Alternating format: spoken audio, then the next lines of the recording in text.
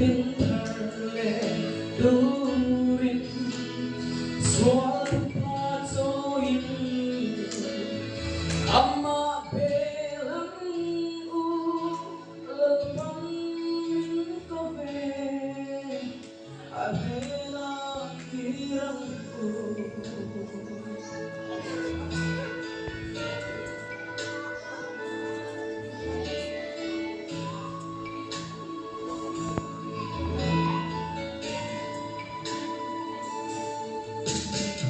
Lepanina lo semeke amatan turarandongan si pencale puesen azumma Indolan pa indolan ni Netul pa tani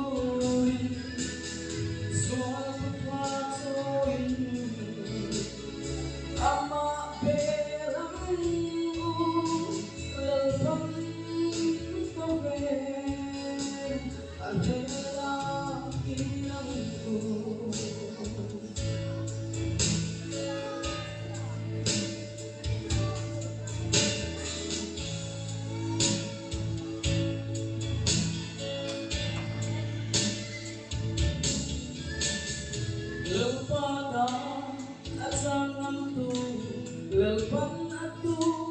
asung meke ngedurin lupuin tokangmu coba tutin selalu contohmu lenam jangan tulu kalu dengetu telah